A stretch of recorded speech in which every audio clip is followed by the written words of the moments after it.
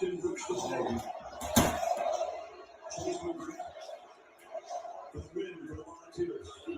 up, keep your body up, keep your feet together, like that. And now we are ready! Yes!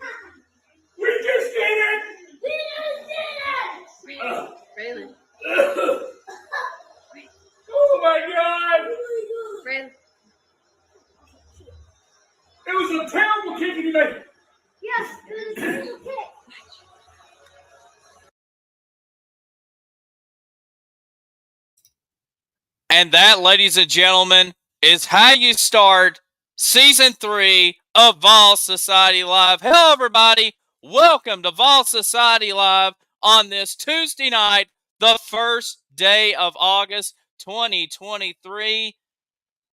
And I tell you what, we have broken wide open. We have caught a long pass from Joe Milton, and we're heading towards the end zone.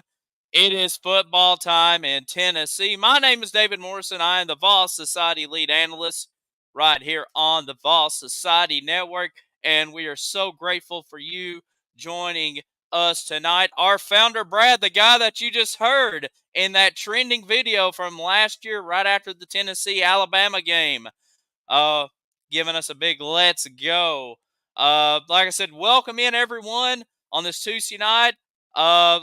This is Vols Society Live. This is our Season 3 premiere tonight. This is my third football season right here on Vols Society. This is our fourth season with the Vols Society social media pages and the Vols Society brand in general. Like I said, this is a place where all Tennessee fans, or if you're a fan of just college football in general, you could come aboard. Like I said, obviously 99.999% of the time we're going to be talking about the Big Orange. But like I said, this is a place where fans can come hang out, talk Tennessee football, talk Tennessee athletics, whatever is on your mind. And like I said, we do this show throughout not only the football season, but also throughout pretty much the academic season through basketball, baseball. But like I said, football right now is where we're heading. If you're watching us right now, go ahead and leave a comment. The chat room is officially open. Brad is already in there. Like I said, he'll be answering some of your questions along with me as I try to read it live. Like I said, we got a lot to talk about tonight. So whether you watch us on Facebook, on YouTube, on Twitter, or X, or whatever it's called today, wherever it is, make sure you leave us a comment. And like I said, I'll try to answer it. Brad's in the chat. He'll try to answer it too. But like I said, take care of a few business right here. Obviously, Vols Society Live, we are live now this season every Tuesday night at 8 o'clock Eastern Time, 7 o'clock Central. We are going to, like I said, talk about the upcoming football game once we get closer to the season. Obviously, this month we'll be talking mostly about recruiting and fall camp and everything else going on. But once we get into the season, we will be previewing the upcoming game, recapping the last game, talk about other stuff coming aboard. Brad's saying anyone has early prediction for the season. Hello to my grandparents watching along. So like I said, Vols Society Live every Tuesday night, 8 o'clock with myself. I'm in the Vols Society studios here in beautiful East Tennessee. And, yeah, like I said, we're going to be here each and every Tuesday night talking Tennessee football with the greatest fans in sports. Matter of fact, CBS Sports just named us the best college sports year last year, obviously well deserved. With the football team, basketball team, baseball team, softball team, all having great success. Pastor Scott in the chat saying 10-2 for an early prediction, and we'll preview the schedule also. Also, one of the big successes we had last season, we launched our own podcast, Good Old Rocky Talk. We had some great guests on last year, like VFL quarterback Eric Ainge. We had Ryan Hughes, a high school buddy of ours, but president of the Boys and Girls Club in East Tennessee. He was one of our guests. And, of course, we also talked a little Tennessee ball along the way. But guess what, Vol fans and Vol Society fans? We're back. Good Old Rocky Top Podcast returning at the end of August, right before we take on Virginia. And the three amigos are back, including myself, our founder, Brad, and also David Deese. Like I said, we're going to be breakdown. This is pretty much basically Vol Society Live, but with more voices. Like I said, it's a great podcast to listen to. Very humorous, very informative, very family friendly. You're not going to hear us, use a bunch of foul language. You can play it in front of the kids. And of course, if you're a Tennessee fan, definitely check out Good Old Rocky Talk podcast. We got a lot of behind the scenes stuff in the works, and just some great stuff along the way. Pastor Scott says Eric Ainge was a great interview. Yeah, we just end up reposting that on our Facebook page, so definitely go check that back out. It's on Apple Podcasts, Spotify, everyone else. And Brad's telling me about the merch. All right, let me go ahead and pull this up for y'all, ladies and gentlemen, as we're trying to do this. So, ba-boom! Take a look at this, Vol Society. We have a store, a Vol Society merchandise store. As you take a look right here, we got hoodies. I know it's 100 degrees outside, but guess what? That hoodie's going to come into play in a couple of months. I promise you that. And we got t-shirts for both men and women. We got hats. We got stickers. We got coffee mugs. And look at these prices, Vol fans. You're not going to break the bank with them. That hoodie right there that this young model right here is wearing, $29.50. You can't find a hoodie for under $30 that's in good quality condition. T-shirt $16.50. Women's shirt $17. $18 for a hat. Like I said, if you want to support Vol Society, make sure you visit the page. It is listed on our Facebook page. And matter of fact, I'll go ahead and do this right here. Now scrolling across the bottom, visit the Vol Society store. There's the website, or you can go to our Facebook page and search for the link. Like I said, just another way, just saying thank you to our great followers and also everyone supporting Vol Society. And like I said, this is a great way to start not only our fourth year of Vol Society, our fourth football season, be exact, and also season 3 of Vol Society. So definitely check out the store. Get you a shirt, get you a hoodie, get you a hat, get everything. It is going to sell like hotcakes. I promise you that. So definitely excited about that. And Brad, our founder, says 33,000 fans now. Thank you very much for your continued support with Vol Society. We greatly appreciate that. All right, so go ahead and turn this off. So let's go ahead and talk some Tennessee football. We just cleared all that out. Like I said, the podcast is returning. We got a store now. Vol Society Live moving to Tuesday nights, and we got more announcements coming up throughout the month. So make sure you follow along on our Facebook pages, Twitter, YouTube, everything. And like I said, we got a lot of good stuff coming. Thank you very much. Pastor Scott says the merch is fire. I'm excited about it.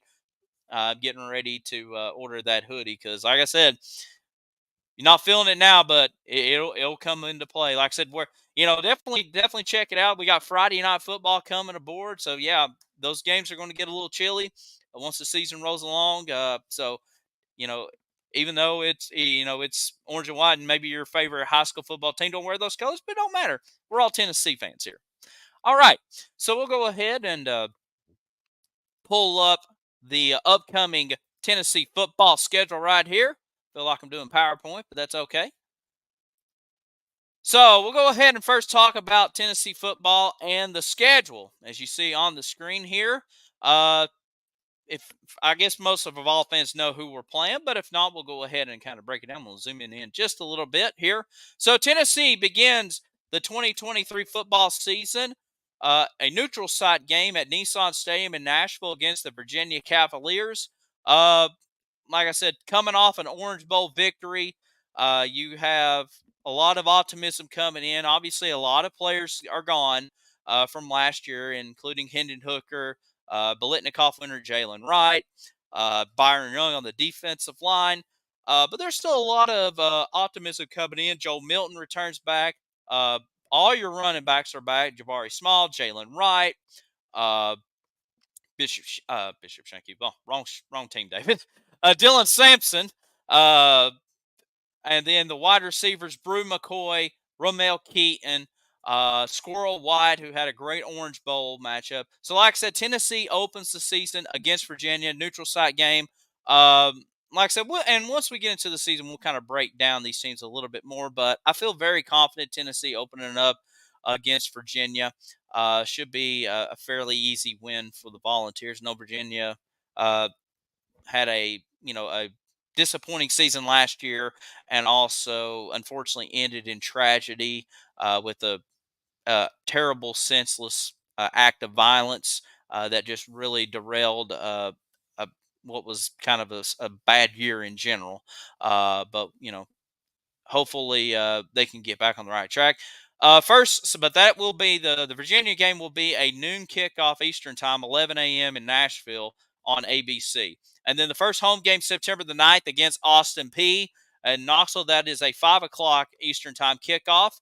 That will be on the SEC Plus app, ESPN Plus. I expect Tennessee to come out and do very well. And then you see September the 16th going to the Swamp. Tennessee has not beat the Gators at the Swamp since 2003. Can the Vols finally snap that? We've been, gator bitten way too many times down there in Gainesville. Can they finally do it? Brad left a comment, said, if Joe Milton can deliver, this team will be unreal. He has a lot of hype right now. I just hope that doesn't get to him. And yeah, that's definitely going to be a lot of question marks going into the season. Is which Joe Milton are you going to get? Are you going to get? Actually, let me pull my full screen back up for just a moment here. Like I said, Brian brought up a good point. Which Joe Milton are you going to get? Are you going to get the Joe Milton from 2021 who had a lot of hype going into the season, especially Josh Heupel's first year, and kind of had a flat performance against Bowling Green, and then Pittsburgh ended up unfortunately getting hurt, but Hendon Hooker took over, and Hendon Hooker never relinquished the starting job until last year against South Carolina when he went out with an injury himself.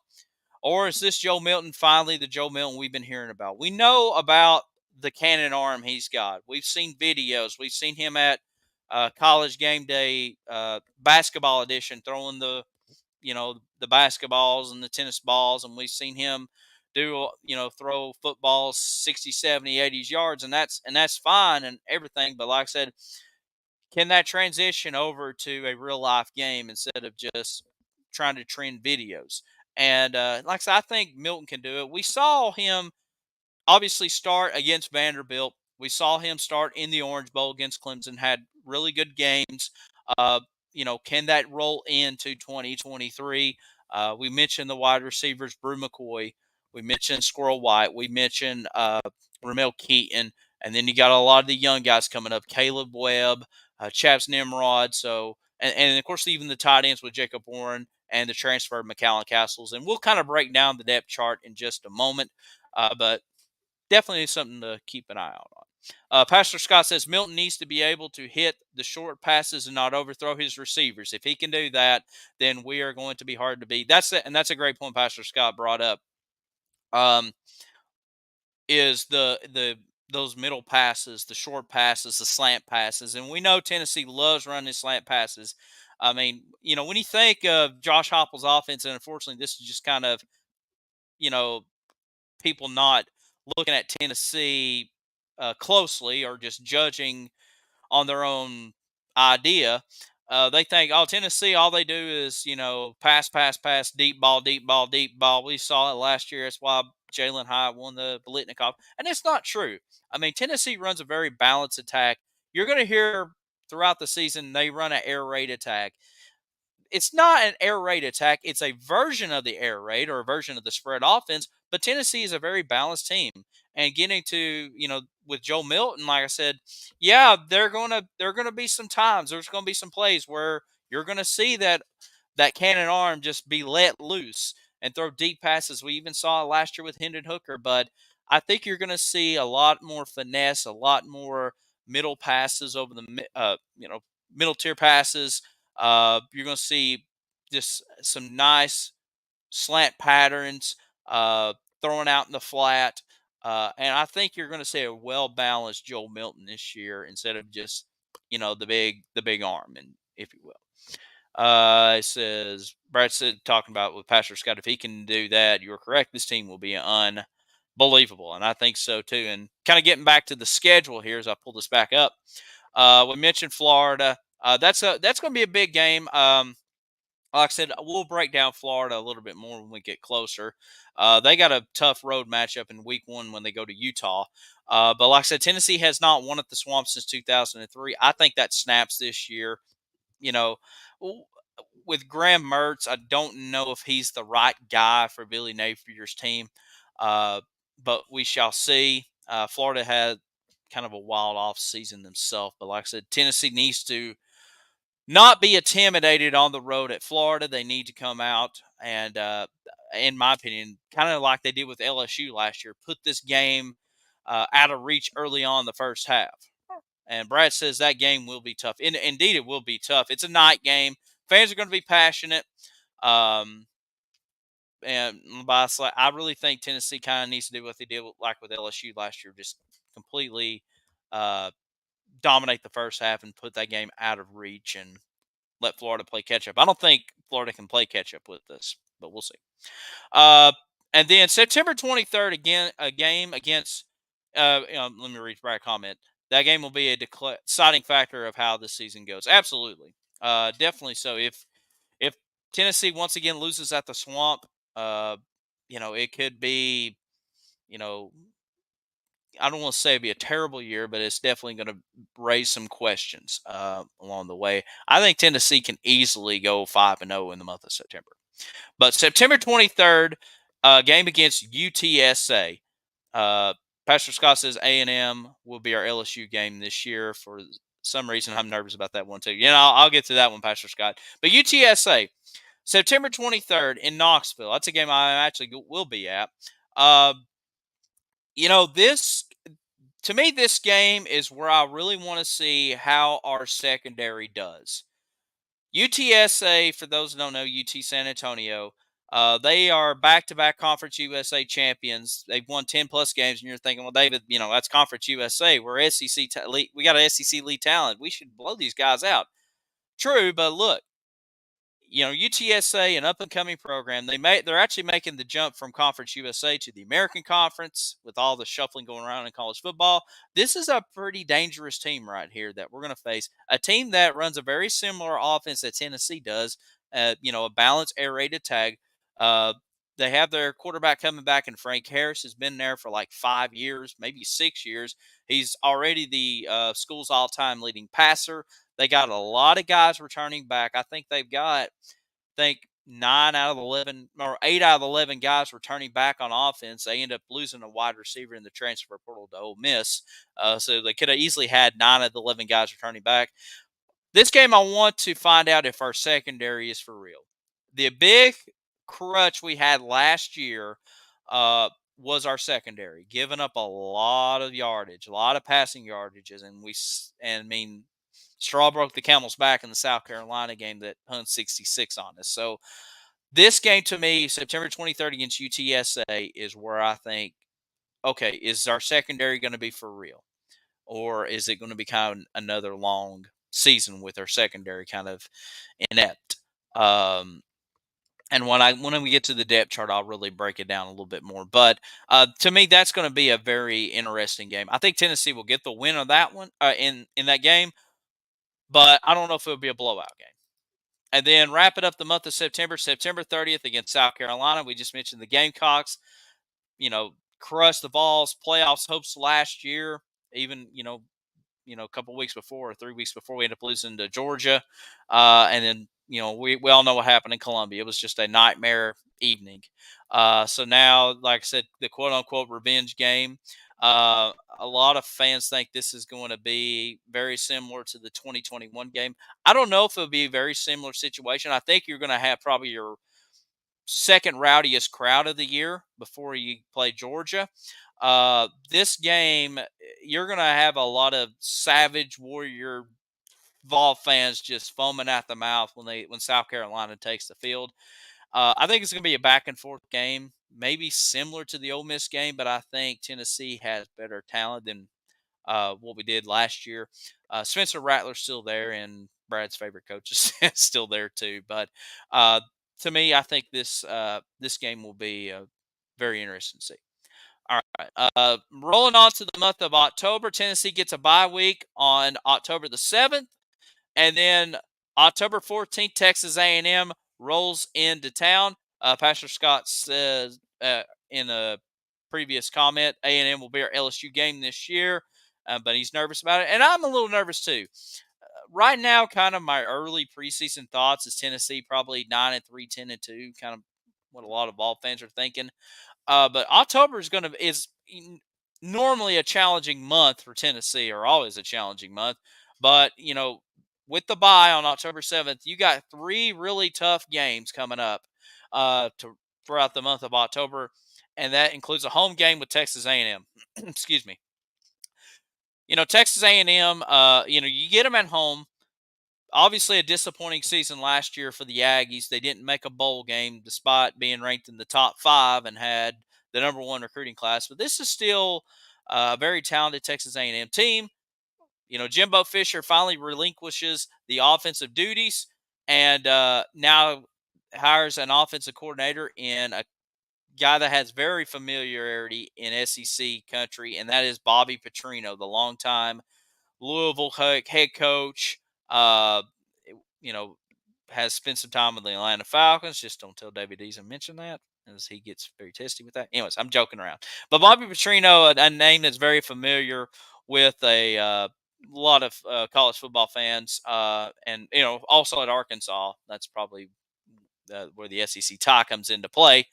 Um, this is going to be it's going to be a big, like Patrick Scott said, Jimbo's got a lot riding on this season, and definitely he does. I think, I'm not trying to say we're going to lose this game, but this is a game that Texas A&M needs to get on the road, still a win at Neyland, for them to have a legit season. Obviously, as Vol fans, we want to, continue the misery with A&M. But to me, this is a really big game too. I'm excited about seeing that game too. And then you see the back-to-back road games, third Saturday in October at Tuscaloosa against Alabama. This is going to be Alabama's revenge game. As you see in the background, that is the scene, even though I got the schedule blocking it, that is the scene of the Alabama game last year. We played the video at the top of the show of Brad's reaction. That was obviously the highlight of the season last year, but now you got to go down to T-Town. I'm sure there's a lot of bulletin board material down there already of that game. Nick Saban doesn't forget. This is going to be a very tough game. Although I will say this too, this is probably going to be more bulletin board material, and I want to see if Vol fans kind of agree with me. We know Georgia has won back-to-back national championships. We know they're going to be preseason number 1 and a favorite to win. Are teams still intimidated by Alabama? Or has Alabama may have, I don't want to say fallen off the face of the earth, obviously not, but does it seem like if you're a team in the SEC now, Alabama's going to be a tough game, but are they intimidating? Like, even Tennessee playing them for several years, like, oh my goodness, well, we know we're going to lose by 30. Maybe, miracle can happen. We can pull out a win. I just don't think Alabama really has that intimidating factor like they've had. And I noticed it last year. We saw them went down to Texas, and Brad says Bama will never be the dominant team in the country anymore. Okay, so I'm kind of glad somebody's bringing that out, because I kind of put Alabama in the same category as Ohio State. Alabama and Ohio State for 10, 15 years was kind of always that top two teams, and they've dominated their respectable conferences. And now you look at what's happened in the last couple of years. Obviously, in Big Ten country, Michigan has won back-to-back Big Ten titles. They haven't won a national championship, but it feels like Ohio teams are not scared of Ohio State like they used to. And I think teams are not really getting scared of Alabama. And we saw it last year. Struggled at Texas, but the rest basically gave them that win. Let's just be honest with you. Struggled at Ole Miss. Struggled at home against Texas A&M, a team that did not make a bowl game last year. Struggled at times against Arkansas, although they blew them out at the end. Obviously, the Tennessee loss, we all know what happened. And then 2 weeks later, losing at LSU, another field storming. So, I don't have Alabama's schedule pulled up, but I know they got to go to Kentucky. I know they got to go to Mississippi State. And that's like the 2 road games I do remember off the top of my head. But like if I'm a Kentucky, I'm thinking, you know what? Tennessee beat them last year at their home field. LSU beat them. Why can't we? So it just feels like, you know, is Nick Saban going to bring Alabama to that dominating factor where their teams are scared to play them, and it's just kind of you have the two-headed monster in Georgia and Alabama? Because I'm not saying Alabama's soft. I still think they're a top 5, top 3 team, but it just feels like teams are not scared of Bama like they've had been before. It's like, you know what, we have a fighting chance. So just food for thought there. And then, speaking of Kentucky, we got to go to Lexington on October the 28th to play the Wildcats. This Kentucky team last year obviously came into Neyland Stadium and ran into a nightmare, a dark out nightmare. Now Titan quarterback Will Levis had a miserable game against us, which I'm okay with that. And just got completely ran out of the stadium. But I think this Kentucky team last year, even with Will Levis, even with Chris Rodriguez, and some of the offensive power, they weren't dominant on offense like they've had maybe 2-3 years prior, because their offensive coordinator that kind of developed Will Levis and had kind of a exploding offensive power went to the NFL for a year or two, and now he is back as offensive coordinator. They bring in Devin Leary, a transfer from NC State, a pretty good quarterback his own right. He's been around the block a few times and has some success at NC State. A running back in Ray Davis, a Vanderbilt running back, very underrated running back to say the least. He's now at Kentucky, and they really hit the transfer portal pretty hard. And as far as Kentucky goes, this is going to be a tough road game going down to Lexington. But for the most part, like I said, I think it's going to be really a back and forth shootout, and we'll learn a lot about these teams. Obviously, once we get into October and we get a better feel for them. Kentucky doesn't, one of these teams that doesn't really play a non-conference Power 5 opponent. They always play teams from the MAC. I mean, they always get Louisville at the end of the season, but you already kind of know how Kentucky is by the time that game rolls around. So, we'll see how Kentucky does along the way. And then we'll wrap up real quickly with November, because we spent a lot of time with the schedule. November 4th, I believe that's homecoming against UConn. Jim Mora really turned this program around last year. Got him to a bowl game for the first time in forever. But Tennessee should be able to take care of business at home. November the 11th, final road game of the year at Missouri. A lot of people saying this is the trap game. A lot of the experts, if you will, are saying Tennessee could be overlooking Georgia. This could be the trap game right here. they're looking ahead to Georgia, big home game, trying to repeat from last year with Alabama. I don't think Tennessee. I mean, I could see why people are talking that could be a trap game against Mizzou, but I think Tennessee has better talent. Tennessee's done a really good job, especially since Eli Drinkowitz has taken over in Como. Uh, they've really just handled Mizzou uh, this whole time.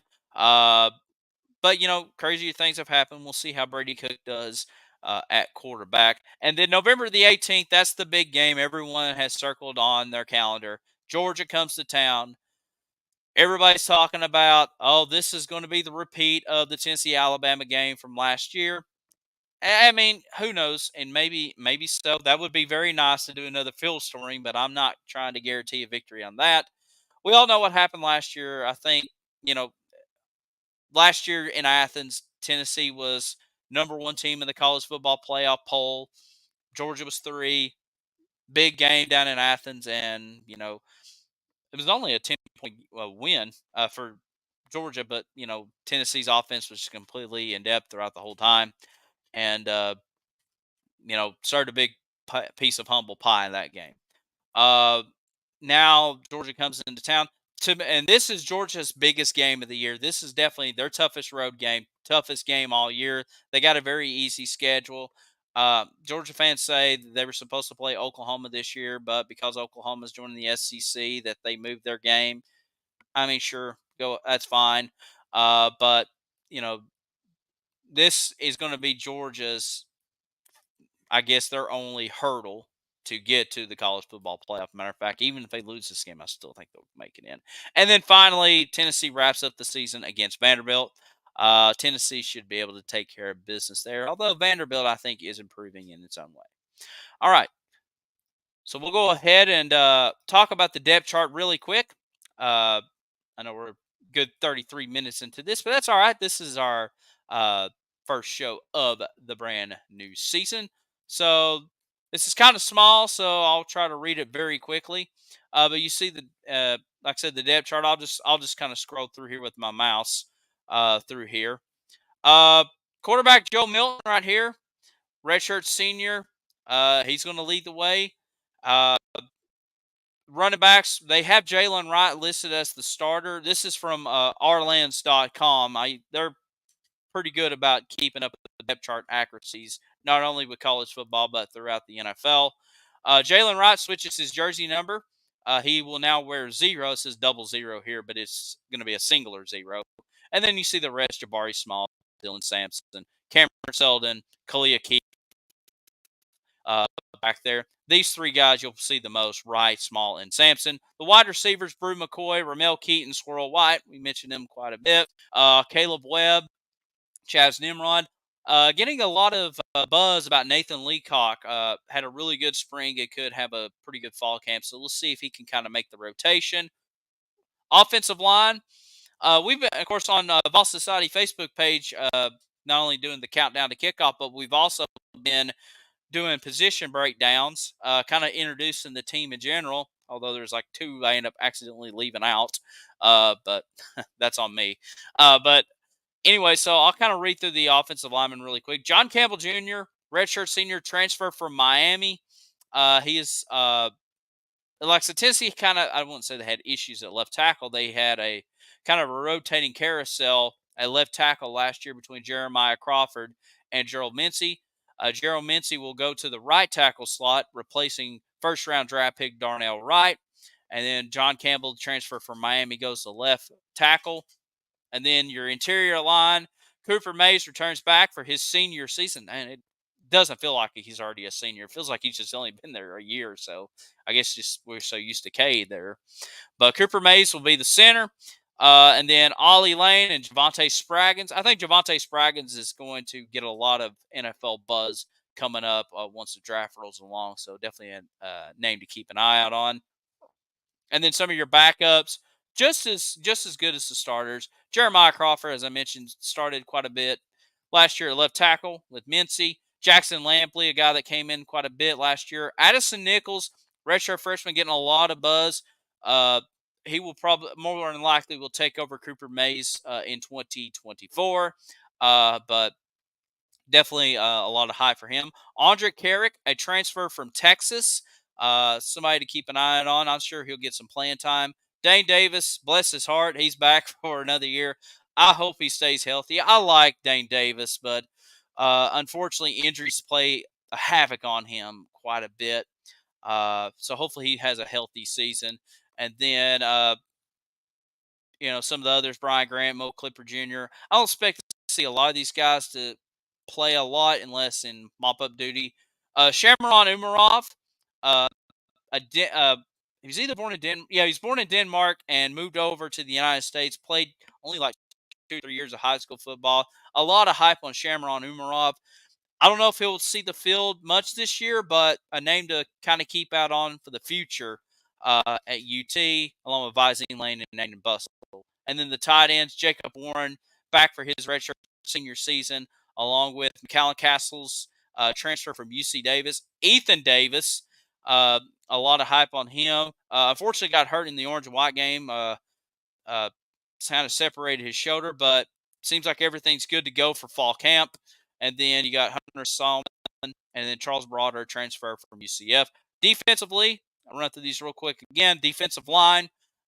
I really love this defensive line. I think this is the strength of our team. Tyler Barron, I hope he has a great season. Filling a very big role where Byron Young was last year. He was D tackle and moved to defensive end. Amari Thomas, I think, is a first-round draft pick. He's, along with Aaron Beasley, probably the two best defensive players we got on this team. Bryson Eason, be interesting to see what he does. Kind of a quiet guy, but obviously starts quite a bit for us too. Dominic Bailey, big old guy. Elijah Simmons. Another two big defensive players on this line. I'm really excited to see what they can do. Omar Norman Lott, transfer from Arizona State. Hearing some good stuff about him. But I want to see some of these young guys like Tyree Weathersby, David Hobbs, Trevor Duncan to really step up as true freshmen and to get some playing time, because you got a lot of seniors, a lot of redshirt seniors, redshirt juniors, and then it just even in the third stream with Jason Jenkins and Karat Garland. I want to see these young guys right here really take a step up and try to get some playing time. Because, like I said, this is the strength of our team, but obviously you got a lot of young, inexperienced players. So hopefully they can get on the field and get developed and be ready to go. Linebackers, really quickly, Roman Harrison, Aaron Beasley. He's the key to this defense right here. Kenan Peely, transfer from BYU. I like all these linebackers right here, along with Joshua Josephs and Elijah Herring. Arian Carter. Arian Carter is getting a lot of hype also as far as possibly starting. I don't know if he will take over Peely. Definitely not going to take over Aaron Beasley. But Aaron Carter is going to see the field quite a bit. Look out for this name, Aaron Carter. He was a hard Alabama lean. Took a visit to Tennessee, fell in love with it. As a matter of fact, like the final couple of days before he committed, Alabama came calling back to Arian Carter, like, please come to Tuscaloosa, don't go to Tennessee. But he's like, nope, I'm coming to UT, and I'm so glad that he's with us. And then some of the younger guys like Caleb Herring, Jeremiah Thielander, Jalen Smith, Shadavian Bradley, a big-time recruit we got in the class of 2023. Secondary, as we wrap up the depth chart, Danico Slaughter, and Kamal Haddon. These guys have got to have a big season on the corners. Wesley Walker, transfer from Georgia Tech a couple of years ago, had a pretty good, solid season, although kind of got burned quite a bit. Jalen McCullough, unfortunately, kind of dealing with some off-the-field issues. Hopefully that gets straightened out, and he can be ready to go. Tamarian McDonald, of course, highlight of him last year was getting the interception on the first play of the game last year. Like I said, this is going to be a big, crucial part of this team really making or breaking on defense.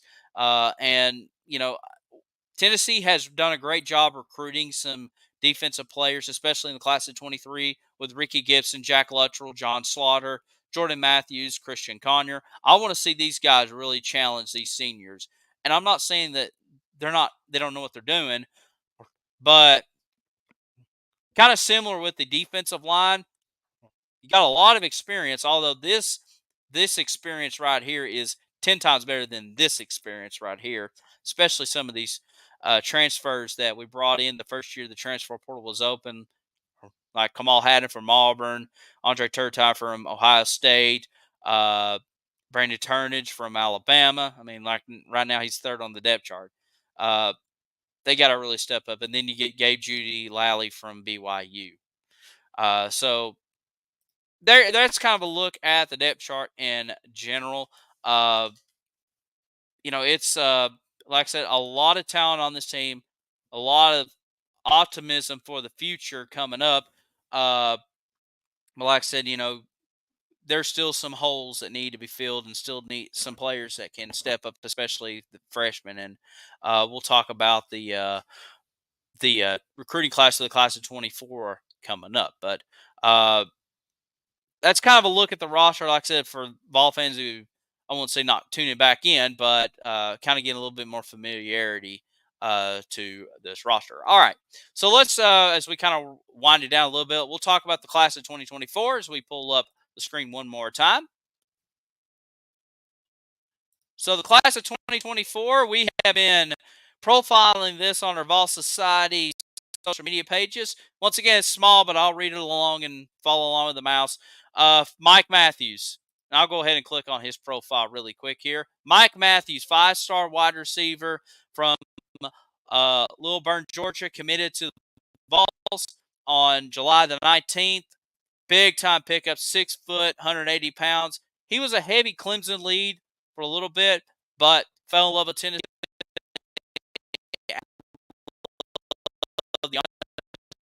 With Josh Heupel. This is a big-time key piece for the future of Tennessee. I mean, Tennessee trying to get back to wide receiver U. I think we're getting really, really close to getting there. And continuing that tradition helps along the way. Caleb Beasley, I'll go ahead and click on his profile. Caleb Beasley, a local kid, the #1 player in the state of Tennessee, plays at Lipscomb Academy, 5'11" and a half, 170-pound cornerback. We talked about the secondary and kind of the challenges that they've had. Caleb Beasley, another big part of it, along with like Ricky Gibson and John Slaughter, Christian Conyer. This is building depth for the future and to make the secondary even better. Matter of fact, Caleb Beasley committed on October 21st of last year. So very excited to see him play. Plus, Lipscomb, one of the best teams in the state of Tennessee. A guy that we never talked about on Vol Society, but Tennessee picked up a quarterback, and Jake Merklinger. Jake Merklinger plays at Calvary Day School in Savannah, Georgia, 6'3", 195 pounds. And you're thinking, okay, David, why does Tennessee need a quarterback? You got Nico. Why get a quarterback in the class of 24? Well, crazy things have happened, including a thing called the transfer portal. You got to have depth. You got to have experience. You got to have just familiarity in the offense, and make sure you have the right guys in there because, like I said, players are going to transfer, and obviously I hope Nico doesn't transfer, but crazy things have happened, and you want to at least have the guys ready to go instead of like scrambling and try to get somebody in there very quick because Tennessee's been burned with that many, many, many years of players not being ready to play and just thrown into the fire. So, I really like Jake Merklinger, and there's a couple of quarterbacks in the class of 25 that Tennessee's also looking at. So just familiarity in the offense and making sure you have your ducks lined up in a row. Braylon Staley, we mentioned before, from Aiken, South Carolina. I'm just going to go through these really quick. Jonathan Eccles. Jonathan Eccles has been committed to Tennessee since July the 4th of 2022. A whole year. Plays at IMG Academy. Matter of fact, IMG Academy is playing Lipscomb Academy in week 1 of the high school football season. Could be a possible high school game of the week. We'll see what happens. But excited about Jonathan Eccles, tight end, 6'3" and a half, 215 pounds. Bennett Warren just committed to the Vols today. Big time pickup for Tennessee. They've kind of missed out on some big time offensive linemen, including Daniel Calhoun. But man, they picked up a nice one today. And Bennett Warren, 6'7.5", 330 pounds. Actually, it was Monday. I take that back. He committed Monday. I know we've had a lot of stuff that dropped today, so everything's kind of blending together. But yeah, 6'7.5", 330 pounds from Sugarland, Texas. I'm excited to see what Bennett Warren can do. Kind of reminds me a lot of Trey Smith, just hearing him talk, and a lot of personality in this kid. Hopefully he can play like Trey Smith and possibly get to the NFL one day. So I just smacked my camera. Peyton Lewis, another guy we hadn't really talked about, running back, 6'1", 190 pounds from Salem, Virginia. Boo Carter from just right down the road it says Chattanooga, Tennessee, but it's really Cleveland, Tennessee. It plays at Bradley Central High School along with another Vol commit and Marcus Gorey Jr., or I guess he's just now Marcus Gorey, 6'1.5", 170-pound safety. So Marcus Gorey and Boo Carter teammates. Very excited to see these kids play this year at Bradley Central, since I'm not too far away from Bradley. William Satterwhite, interior lineman, 6'3", 295 pounds. Max Anderson, another interior lineman, 6'5", 300 pounds. Kellen Lindstrom, an edge rusher, 6'6", 240. And then Edwin Spillman, a recent commit to Tennessee, linebacker, 6'1", 220, plays at Lipscomb Academy along with Caleb Beasley. Mentioned Marcus Gorey, plays at Bradley Central. And then Jordan Burns, linebacker, 6'1.5", 215 from Atlanta. Idris Farouk, very underrated safety, 5'11", 180 pounds from Baltimore. Gage Ginter from Fort Collins, Colorado, 6'6", 280, another offensive tackle. Jermaine Hurd, defensive lineman, 6'8", 293 from Rome, Georgia. Carson Gentle and Jesse Perry to wrap up the class of 24. A lot of talent coming to Tennessee. Very excited about seeing these guys play at Tennessee along the way. And then finally, we'll wrap up with the class of 25. Not a lot to talk about for class of 25. It's still very early, but if you're interested, only one commit, and that is Shamar or Knox from Alpharetta, Georgia. Tennessee is looking at a couple of quarterbacks. I'll go ahead and pull this up really quick here. Just to give you a heads up. Obviously, Tennessee's offered a lot of scholarships to a lot of players for the class of 23, but a couple guys to watch out for that you're going to hear in the next year or so. These are just, now keep in mind, these are high school juniors, both in the state of Tennessee.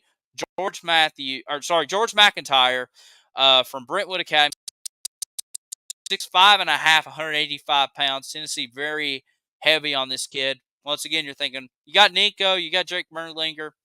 Once again, gotta have depth. You gotta have familiarity. It's the name of the game of recruiting, even with NIL and transfer portal. But Tennessee looking at George McIntyre, and then another quarterback they're looking at, another Tennessee kid, in Deuce Knight from Lipscomb Academy. I'm telling you, Lipscomb's got a lot of talent, along with like Bradley Central and Baylor and a bunch of teams in the state of Tennessee. But he's 6'4.5", 180 pounds from Lipscomb Academy in Nashville, Tennessee. Ole Miss is kind of a heavy favorite right now. According to On3, I've been using On3 quite a bit. But, it's still early. These kids are still high school juniors. So, I mean, they're going to change their mind, every day of the week. But, like I said, that's just kind of a look at recruiting in Tennessee. Like I said, Tennessee right now on on3.com, the number 6 recruiting class in the state of Tennessee. Like I said, obviously these recruiting rankings fall up and down every day, every moment, with high school seniors committing to teams. And especially if you're a Georgia or an Alabama or a Texas, you're going to shoot straight up, and, Tennessee may shoot straight down, or vice versa. So it's just kind of how the name of the game goes. But a lot of good stuff coming up. Tennessee will have a target coming up on Friday. Amari Jefferson from Baylor High School in Chattanooga is going to make his commitment on Friday. Looks like Alabama's a heavy lead, but Tennessee is a finalist. And we'll keep an eye out on Amari Jefferson on Friday. Hopefully he commits to us. Matter of fact, he's a Tennessee baseball commit for Tony Vitello for the class of 24, but looks like he's not going to be playing football for us. So obviously if he's not going to commit to Tennessee for football. Obviously, Tennessee's going to lose out on a baseball product, which, I'm not, well, I was going to say, I don't know why would you commit to one program for baseball but not for football, but, that's your business. And we'll see what happens on Friday. But a lot of good stuff coming up. Like I said, so glad to be back here on Vols Society doing these live streams. Hopefully this format kind of works. With the share screening, I know there's a lot to read. So if you kind of like that, leave feedback of it. Say, continue to do it. If not, we'll just kind of go back to the old format. But I just want to try to do something for season 3. I hope you enjoy the video to start to show the trending video from our founder Brad after the Alabama game, like I said, a lot of big announcements. Don't forget, as we kind of recap again, if you kind of tuned in late, the store we have a Vol Society store. I'll go ahead and pull it up one more time here. If you missed it, we have a store, Vol Society store. We got hoodies, we got hats, t-shirts, stickers, coffee mugs.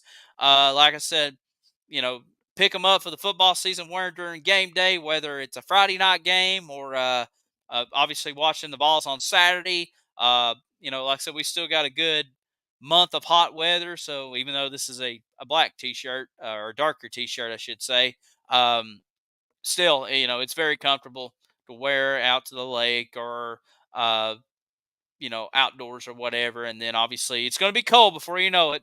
Doesn't feel like it now, but it will be. Definitely pick up the hoodie. The hat looks really good. Coffee mugs. I know we got a lot of coffee drinkers, including our founder, Brad. And then the stickers.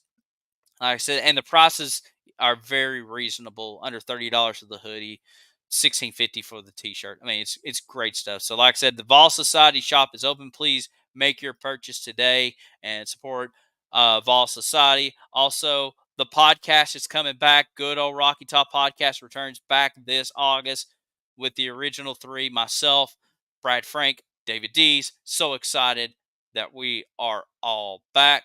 Like I said, Brad's been rocking the chat. Like I said, great show. Football is back from Vol Society. And then, like I said, we're going to be here each and every Tuesday night at 8 o'clock right here on Vol Society Live. Talking Tennessee football. Like I said, we're getting closer to football season. We have 32 days until it's football time in Tennessee. Like I said, please make sure you follow along on our social media pages, Facebook, Twitter or Twitter X or X, whatever you want to call it. We're there. YouTube. Just so excited to do these live streams back. And like I said, 33,000 following us on Facebook. Let's get that up. Let's get the 35,000 by the end of the month. Why don't we? I mean, let's get this train rolling here, the hype train, if you will. Also, real quick before I jump off, we posted this on our Facebook page. A really cool book released by the Knoxville News Sentinel and the Tennessean from Pediment Publications is called Vols. It recaps the 2022 football season. Really good stuff, really good pictures. Talks about every game. It mentions, the 3 times college game day was there, and what the analysts picked for us in those games. That's kind of a cool little nugget there. Never really thought of, but really good stuff. It is Vols. Pull it up one more time. Check it out. Order it on Amazon or wherever you get books. Really good. I'm excited about that. And like I said, we'll be back here next week. Fall camp will be getting underway. We'll talk about that. We'll talk about the position battles and just more Tennessee football coverage up until the first game against Virginia. Once again, don't forget, follow our social media pages, facebook.com/UT Vol Society, on YouTube at Vol Society, and on Twitter at Society Vol. Make sure you visit the store, and just thank you for being a part of Vol Society. I think season 3 premiere went success. Like I said, continue to spread the name of Vol Society. And until next week, this is David Morrison for Vol Society saying have a great night. Go Vols. Be kind to each other. Be respectful to each other. And as always, we'll catch you right back here on Vol Society Live. Have a great night. Thank you, Joey, for chiming in, saying great show. Appreciate it, buddy. And we'll talk to y'all next week. Good night. Go Vols.